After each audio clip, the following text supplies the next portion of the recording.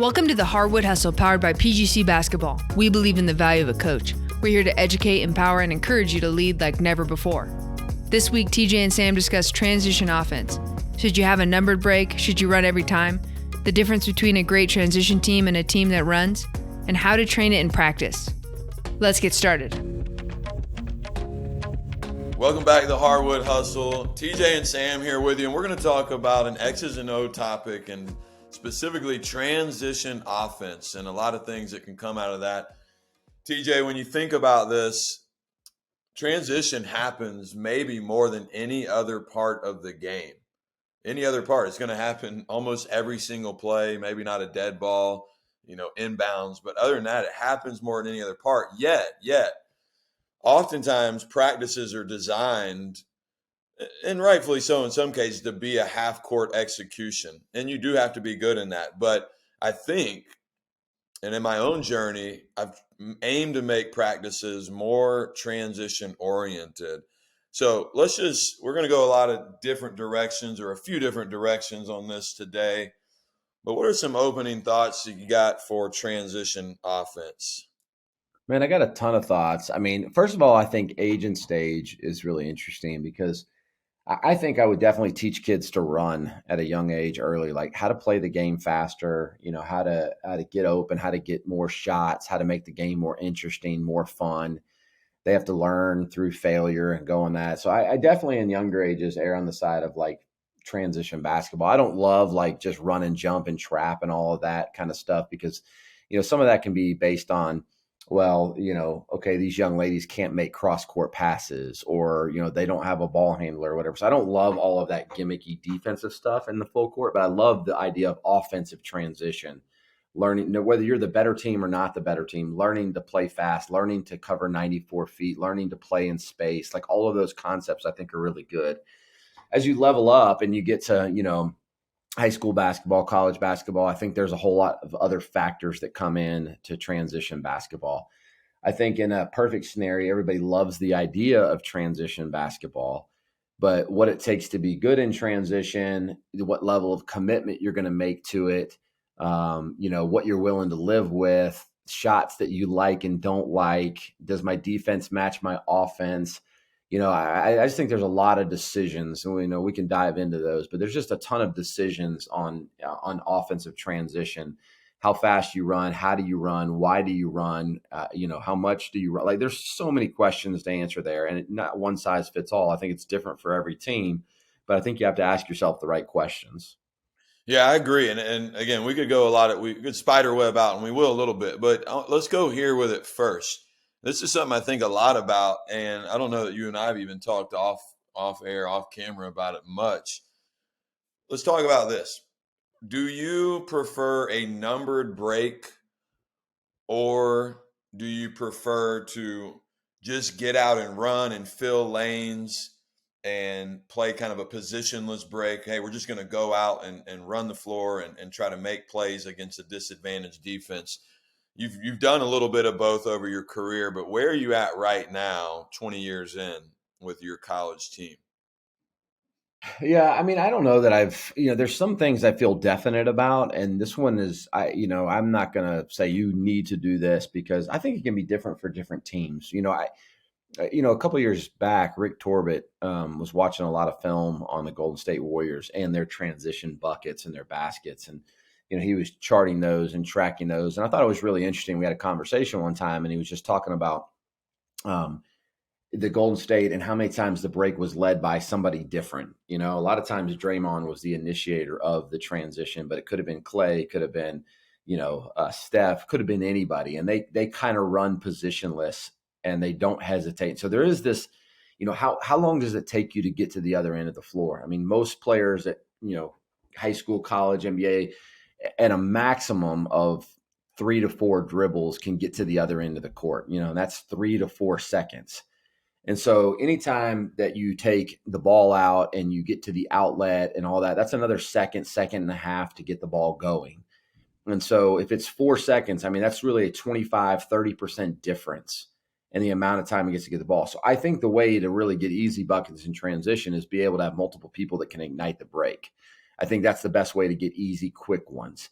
Now, you can also run a numbered break, and it doesn't mean you won't get stuff in transition. I think you'll get less, but it may create good spacing and opportunities for you to get good early offense. So you might, by anybody initiating the break, you might get something in the first 3 to 5 seconds. Now, a numbered break, it might create advantages for you, and you might get it in the 4th to 8th second. It might be a little bit later that you get it, but you created an advantage early. Neither one is wrong. It's just a matter of what you're looking for. I think that anybody taking the ball will create quicker, more opportunities for you. The numbered break gives you a little bit more structure to it, may limit some turnovers, and may give you some other opportunities to get early shots because you got early big advantages. And a big advantage is a long closeout, people out of position, that kind of stuff. And that's just as valuable to be able to get good shots. And I think there's a fine line. Last thing I would say this. There is a fine line between a good transition team and a team that runs. There are teams that run and jack bad shots and call that transition basketball. But I go back to, I believe that the quality of your shot versus the quality of their shot is going to be the number one indicator in winning and losing a game. And so just because a team runs and jacks shots up quickly doesn't mean they're great in transition. We sometimes mistake that for being great in transition. Yeah, and this is just a really interesting decision that a coach has to make because, a few years back, I started using Mike Neighbors' system that, Mike's a good friend of ours and we speaks at the clinics. And TJ, in the last 9 years, they have led the country at two different institutions, schools, programs that he coached. They've led the entire women's college basketball in turnover percentage. And if you watch them play, some people, he would say, oh, he just lets his girls play. And he's like, man, that's a great compliment. But they're a numbered break. They do have a 2 go right corner, 3 left corner, 5 rim run. And he has, different names and terminology. Hey, the trail, they call it the dragon, always trails behind the 1. And they really want to push the pace. And he's got us down to a science of when, at what time they should get to the corners. And so in that structure, there's a lot of freedom. But one of the reasons I think they have such a low turnover precision is because there's roles and they do play fast and have a good transition game. But man, in my world, TJ, of coaching, high level travel ball, older boys, and then coaching younger teams, I'm always torn at this. Like, man, I hate putting kids in boxes developmentally, which is a numbered break kind of can do in some ways, even though we then flow into a positionless system. But then I feel like, man, the structure actually lets them develop. So it's a really tough decision as to what you do. And the answer may be yes, that either one's fine. Hey, should I play man or zone? Should I run faster or walk it up? I don't know. What do you think about that? Just like what I'm sharing about the structure, you already said it, reducing turnovers. Yeah, I mean, high clarity, oftentimes we say it leads to high performance. And so a numbered break where people go specific spots, sometimes they get there faster because they have clarity and they don't ever second guess, what should I be doing here in the break, which could cause another split decision, second of decision, where should I go, should I not go, should I fill, should I not fill? So, I mean, you could argue that back and forth. And I think that goes back to just knowing your players and understanding their strengths and their ability to pick up on stuff. And also goes to how many ball handlers you have on the floor. Are you good with 3 or 4 people igniting the break, or do you want one person to be the primary decision maker? Are you willing to pass the ball up ahead, or do you want to push it via the dribble with a point guard because you want them making most of the decisions? All of those things factor in. And again, we had an episode not too long ago about knowing your personnel and being the master of understanding that. I think that factors into transition. The thing that I believe probably has the highest level of influence on transition is your commitment to it. And so, like, when you watch Mike coach, he's fully committed to transition. He's fully committed to running those spots. They're fully committed to the options that they're going to have in transition. Now, look, there's always a flip side to that. To get great at something, you might be giving up something else. And I think one of our mistakes we make as coaches is oftentimes wanting to be great at everything. And we want to be great in defense. We want to be great in secondary. We want to be great in transition. We want to be great, in all of those things. But to truly be great in something, you're going to commit to it more than you are everything else. You're not going to give 4 things 25% of your time.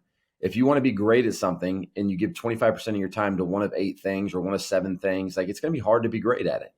And so, when you look at a team, we're like, man, I love Mike Neighbors' transition. Man, I love Tony Bennett's pack line defense. Man, I love so-and-so quick hitters. I love, like, we do look at it like that piecemeal as coaches. It doesn't fit like that. So I think making a decision, and that's what I've noticed in the best transition teams that we've ever faced, is they're more committed than everybody else to transition. And that's not to say that they're going to win every game. It's not to say that they're better because of it. They're just better in transition because they're more committed to it than other teams. Yeah, and I think now it's important to talk about why would you be a transition team versus why maybe you wouldn't. You know, in my world, I want to be a transition team because I want to play a deeper bench. I want more offensive shots on goal. I want more possessions. I want more guys or girls to get more shots. I want to play fast for those reasons. So that's a big part and factor into why we run. Again, we want more possessions, more shots taken on goal. We want to play a fast tempo on offense, and we're going to pick up and guard you full court. Not a crazy run and jump undisciplined, but we're going to guard you and pick you up and really put stress on the ball and be relentless. So I think that's an important thing. You got to know why you are going to do it versus why you may not. And I'll kind of segue into this, which is, another philosophy I kind of take on is we like to run on misses and turnovers, like really get out and run and play fast. On made buckets, we still want to run, but honestly, in my back pocket, this is where we might run quick hitter action. We might go into some Miami action or, flow into some sort of pass and cut with some screen to screener action. So, I think that is another thing. Do you run only on misses and turnovers and then you gear it down on makes? And that's kind of what I've taken. What about you? Well, I think you're going to land in one of 3 places. And I think it's really important to be conscious of where you land. You're either going to fully commit to running, you're going to run opportunistically, or you're not going to run. And I think you need to choose where you're going to land on that and put the amount of time necessary in to the decision that you're behind. So you can't say we're going to run all the time and make it a big focal part of our offense and then not work on it. Like, you got to work on it. You can also be one that says we're not going to run. We want to lower the number of possessions. We're going to bank on our half-court defense. We're going to, whatever it is that you're trying to do, or you can be an opportunistic running team. My personal preference is to be an opportunistic running team, meaning we're definitely gone on turnovers. We're definitely gone on misses. And at the end of the day, what we're trying to do is get the other team green. Like, when I say we have a green possession, that means that we've gained an advantage and we get an advantage shot. So a way to gain advantage in running in transition is attacking a disorganized defense. That's our priority on a miss. Now, on a make, I think teams are pretty good in defensive transition at our level. And so I don't think that just running on every make is that easy to do unless you're fully committed to it. And you got to put a lot of time into it. How you get the ball out of bounds, where you get the outlet, all of those things factor into running on a made basket. So I look at us as making decisions opportunistic. We're going to run on turnovers. We're going to run on misses, but we don't think we can necessarily get you green by getting an outlet and beating you up the floor on a made basket. And so we're going to run some things that hopefully give us a little bit of an advantage early in the possession to get us green, to get us an advantage. So I would put us in the opportunistic category of transition offense. Yeah, one mistake I see made, and I see it because I've made it mistake, is you want to be a running team, and then you have like 6 or 7 secondary quick hitters. And in reality, what happens is your players get into a mode of gearing it down to get into their secondary rather than looking at their primary break options because you've got the built-in secondary. And that's where it goes back to what I said earlier. Hey, if you as a coach are communicating to your players, hey, look, we're going to be a defensive team that makes the other team really grind and take bad shots. If we get misses and turnovers, we're running primary break. hey, if they scored on us, we still want to run. But if they get back in transition, that's when we get into our secondary. I think that articulation to your players is important and something to be thinking about. Yeah, and you're right, Sam. I mean, it's easy to draw things up on a board, but it takes a lot of work to do that. I mean, unintended consequences. When you're setting up secondary and running plays out of your secondary, your transition off misses is going to slow down because players have a hard time just connecting those dots sometimes and realizing, oh, I'm running this time. Oh, I'm not running this time. Oh, it can be confusing to them. And you're not that you can't work through that, but you're going to have to work through that because you're telling them sometimes run, sometimes don't run. And that happens to us. I mean, there's a lot of times when we're like, yeah, of course we want to run off of misses. But then we get into our quick hitter action on make, and I find ourselves just relying a little bit on that. And so then we slow the roll on the run, and we're not committed to the run. That's why I think the time you put into each one matters. And you got to know there's going to be slippage in whatever one you do choose. Let's talk about this for a second. Rim runner. Man, for so long, it was very common to have a rim runner. And then I think the game's evolved over the last 10, 15 years where you're like, man, I don't want to send somebody to the rim and clog up driving lanes or kick ahead attack lanes. Where are you at with rim running, TJ? Do you do it? Do you like it? If you don't, why not? Talk to us about that. You know, one of the things that Ben McCollum said, he's the coach of Northwest Missouri State, they've had a ton of success. And one time I heard him say this, that like, just because you have 5 players on the floor spread out, it doesn't mean you have good spacing. If you have 3 players in spots that they can't score from, where's the defense going to be? And so I think that you need to get players on the court to places they can score the basketball. That's good spacing. That can be from cutting, from posting, from whatever. So not necessarily just saying, hey, we're running 5 out and we're going to trail from the post every single time. Well, if you're going to trail from the post every time and your 5 doesn't shoot the ball very well, we're just going to put our 5 in the middle of the paint and clog things up. And so did you accomplish something like that? I would rather have that person posted and occupied than I would have them standing out on the perimeter. So again, personnel plays a really big part in this, deciding how you're going to run. I think it changes the way that you run and what you're trying to get. So I don't necessarily feel one way or the other about it. I think it goes back to the personnel. Do you have 2 or 3 bigs that can run the entire game? Or do you need one big to play the entire game because it's the only one that you trust? And do you want to run them the entire game? Or do you want them to just kind of get a little bit of break on the trail? I think personnel fits in there as well. I mean, that's one of the things where I think our first post player this year can really run the floor. I worry about our second and third, and we need our first one on the floor a lot.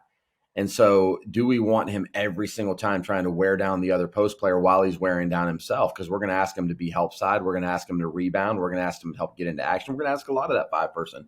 So I think going back to that, it can adjust and change a little bit every year on how you run and why you run.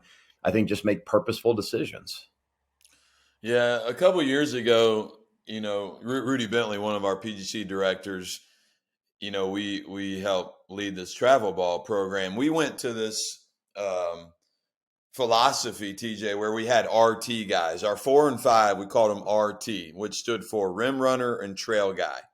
And so we said, hey, you're competing. One of you at any given possession, one could be a rim runner, the other is the trail.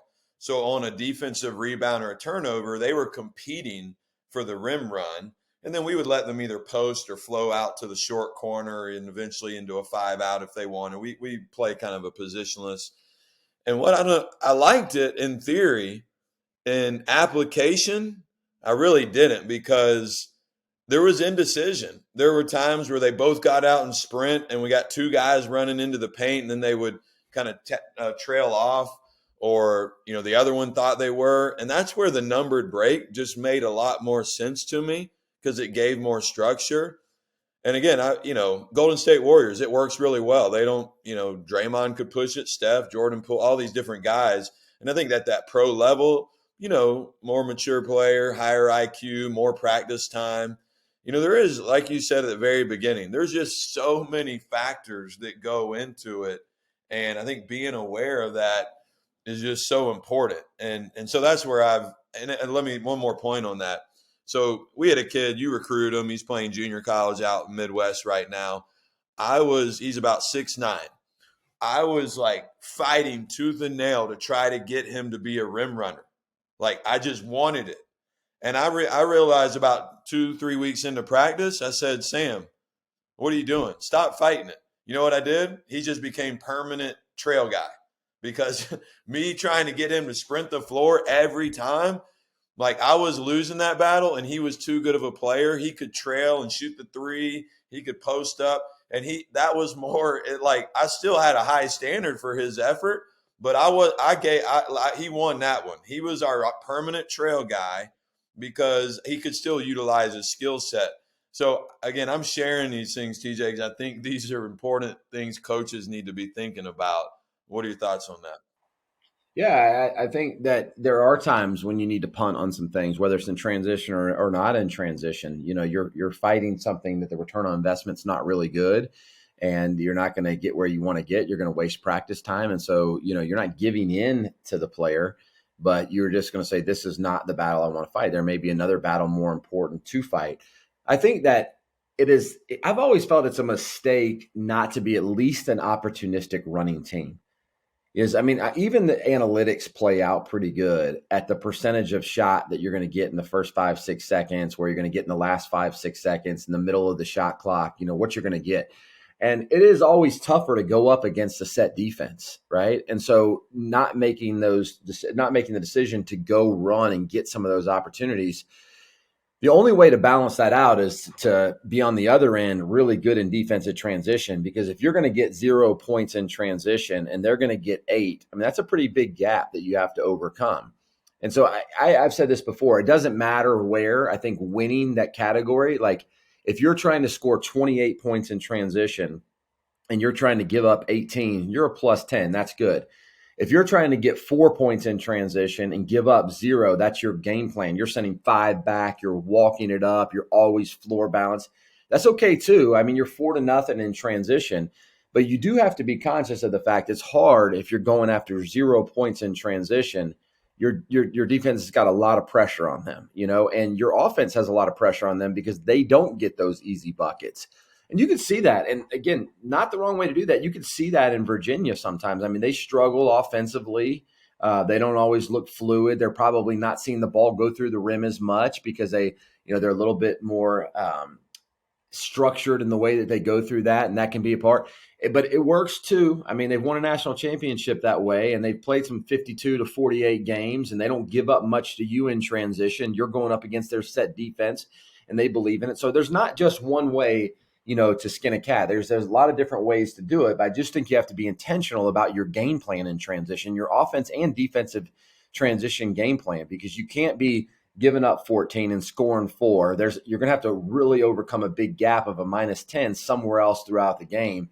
So you need to make a decision of how we're going to try and win that game. Is it 2-0? Is it 28 to 20? But how are we going to win the transition game? Well, I like that you brought up the Virginia thing. So, man, we admire and respect Tony Bennett so much. And if you haven't listened to the podcast that we had him on from a year or two ago, you go back and listen to it. Man, a great leader, great coach. But TJ, on the Virginia point, even the national championship year, they had to win like 3 games in the tournament, on last possession. And part of that is March Madness, and that's kind of the deal. Like you're going to win some close games, but you're going to be in a lot of grinded out 4-point, 2-point last possession games if you're not opportunistic. Me and you were at a clinic 20 years ago. We heard Hubie Brown. I don't know if you remember this. The Spurs and the Lakers were playing in an NBA championship. That was when they had those great battles with Kobe, Shaq, Duncan. And Hubie said he predicted at the beginning of the series, like the Spurs are going to beat the Lakers because he said they're a fast break team. They take advantage of some fast break, whereas the Lakers, he felt like, didn't really do that and take advantage. And I always have remembered what Hubie Brown said at that clinic, and I've always remembered it. And so I think that's important. Let's talk about tangible ways that coaches could bring this to life. I'll share one. You can either build off of it or go another direction. But coaches, let's pretend for a moment you want to be a running team. Well, you could do 5-on-0 drills and work on it and have hey, we got to score, 4 buckets in 16 seconds, getting up, down, back. Or you could play games. And here's a game you can play. A lot of teams play slow and under control. A lot of teams can play fast and out of control. Special teams can play fast and under control. So here's a game you can play. A 5-on-5 game, and it's called 5 seconds to the arc. You can also say 5 seconds to the paint. But what that means is you've got to penetrate the arc within 5 seconds of gaining possession. If a coach is listening and you took this into practice, here's what will probably happen. Players are going to try to get there in 5 seconds, and they're probably going to take some bad shots. It'll be pretty ugly early on, but it'll get your players playing really fast. If you wanted to one up, what we call plus one it, you could even say you can't dribble the ball across half court, meaning that forces your other players to really sprint ahead, and it forces that ball handler to have their eyes up and kick it before they get to half court. So those are just a couple of ways if you wanted to play fast. Again, we can build off. There's more nuance to it than just that general thing I just shared. But, TJ, I'll stop there to see if you want to build on it or go a different direction. No, I like it. I think we've done sometimes 7 seconds to the paint. And so, not being in a crazy amount of hurry, but at the same time, to me, the goal of transition, and it's not necessarily the only way, the goal of transition to me is to puncture the paint. Like when we get inside out threes or drop offs, like our field goal percentage goes way up. And that's true of any team. And so I don't put my biggest emphasis on getting the ball over half court or getting the ball to the corners or getting, and now all those things matter. Get the ball to the corner, you flatten the defense, like all that stuff is good.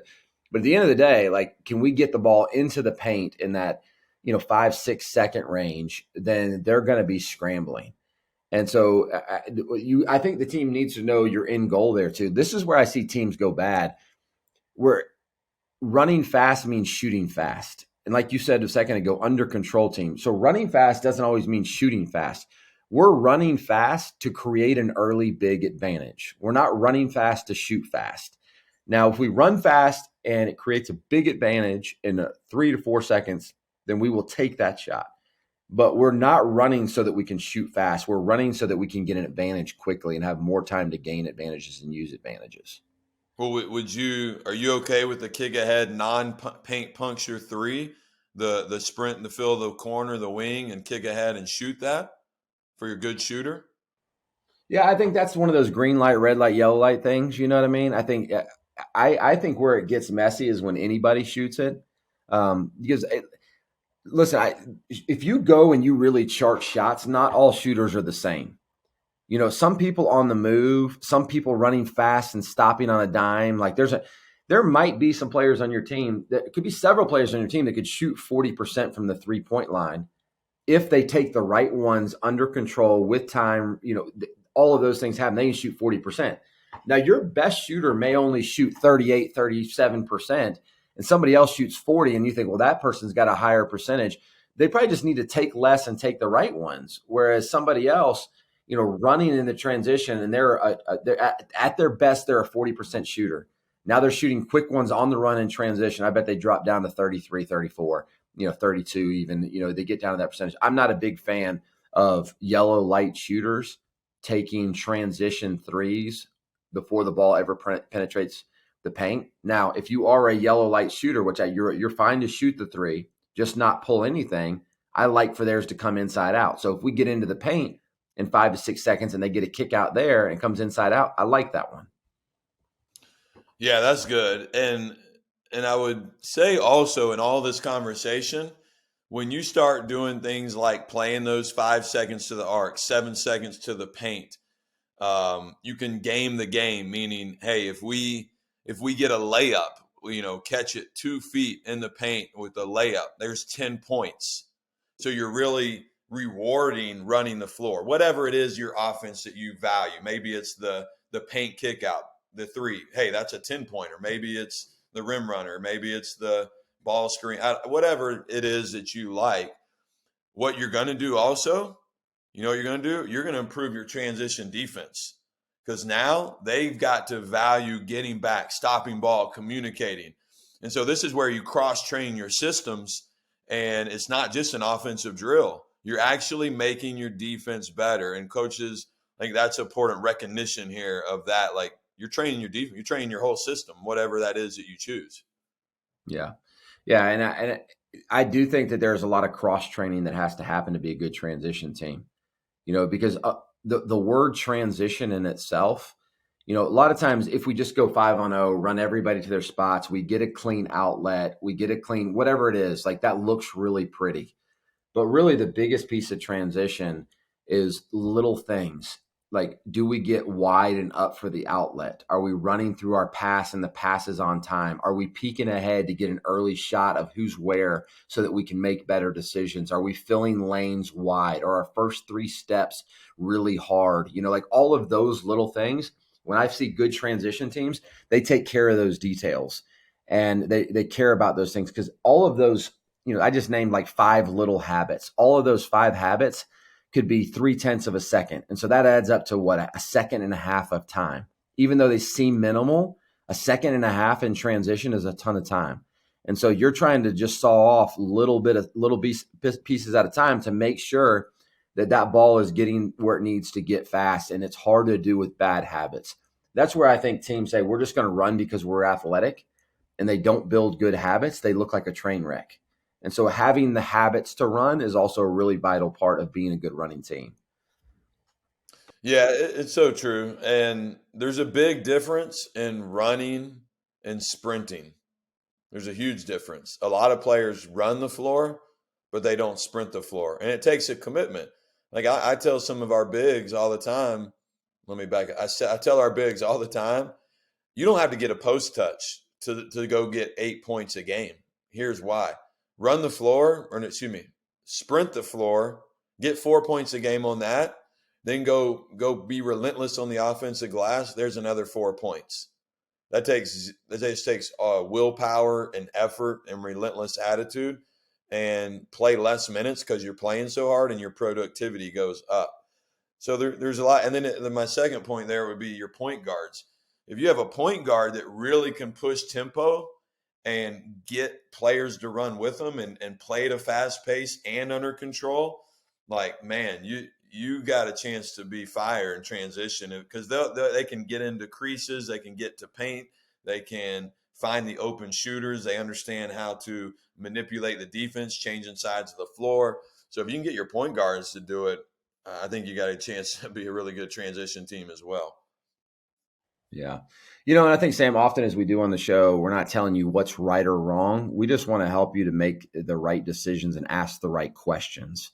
And I think that's what really good coaches do. They ask the right questions. They know their personnel and they work their way through what is the right solution for this team. And when you just kind of piecemeal, you don't even know your team and you decide you're going to do this, or you don't even know your depth and you decide to do this. And all of those things can lead to bad decisions. And what we hope for coaches is they make good decisions. And look, I've made a lot of good ones in my career. I've also made a lot of bad ones. And the more I know, the more I learn, the more I realize I have to ask myself good questions to get to the right answer. So I think it's really important for coaches to ask those right questions. Absolutely. Well, coaches, players, leaders, parents, all you listening, we appreciate you listening. Hit us up on social media, especially Twitter. Let us know what you think about these episodes, what you're getting out of them, what you like, what you don't like. TJ and I love spending time talking hoops and sharing with the basketball world. So he is TJ, I am Sam, and we are the Hardwood Hustle. Thanks again for tuning into this episode of the Hardwood Hustle, where we believe in the value of a coach. Be sure to check us out on Twitter and Instagram at Hardwood_Hustle to stay up to date on the latest episodes and share your thoughts with our coaching community. From the Hardwood Hustle team, thanks again. We can't wait to be with you again next week.